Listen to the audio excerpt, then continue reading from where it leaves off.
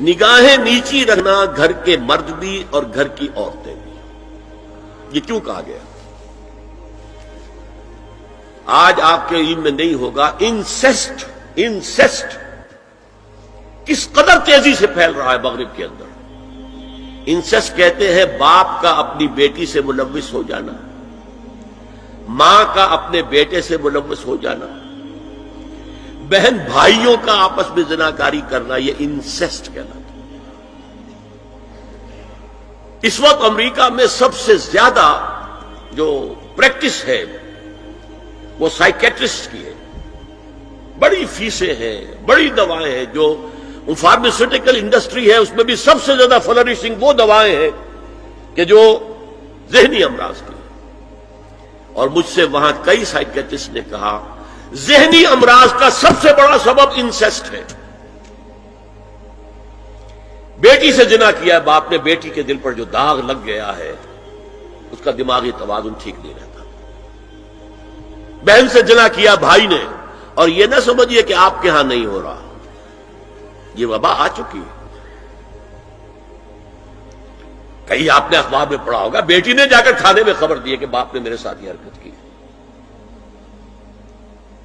یہ ساری چیزیں آج ہو رہی ہیں ہمارے یہاں. اس لیے کہ جب زنا کے جو دوائی ہیں، داعیات ہیں، جو زنا کی ترغیب ہے وہ پھیلی ہوئی ہوگی، عام ہوگی، تو راستے نکالے گا. گھروں میں مرد بھی اپنی نگاہیں نیچی رکھیں. کیا مطلب؟ باپ بھی اپنی بیٹی کو گھور کر نہ دیکھے. بیٹی بیٹی ہے، لڑکی ہے. جوان بھائی بھی اپنی جوان بہن کو گھور کر نہ دیکھا. نگاہیں نیچی رکھو. یہ نگاہیں نیچی رکھنا بازار میں چلتے ہوئے نہیں ہے. وہ تو سوسائڈ ہو جائے گی، موت آ جائے گی. کوئی گاڑی آپ کو روک دے گی. یہ گھر کے اندر ہے. اور اس لیے ہے کہ بہرحال باپ مرد ہے، بیٹی عورت ہے. میں نے آپ کو فرائیڈ کی بات بتا دی ہے. وہ تو کہتا ہی ہے کہ باپ اگر محبت بھری نگاہ بیٹی پر ڈال رہا ہے اس میں سیکس ہے، سیکس کا جذبہ ہے.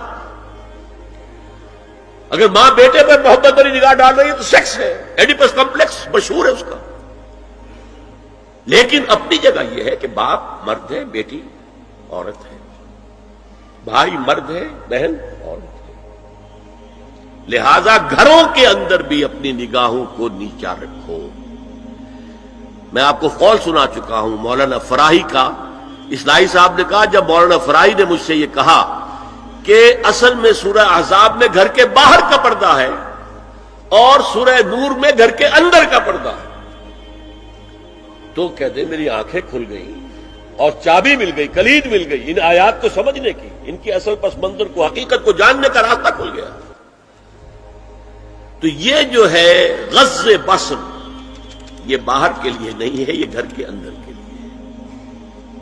بیٹی کا آخر جوان ہو رہی ہے، اس کے سینے کے اوپر کچھ ابھار آ رہا ہے، اس کو گھور کر مت دے، نگاہ نیچے کر. قل للمؤمنین یغضوا من ابصارہم ویحفظوا فروجہم ذلک ازکی لہم ان اللہ خبیر بما یصنعون.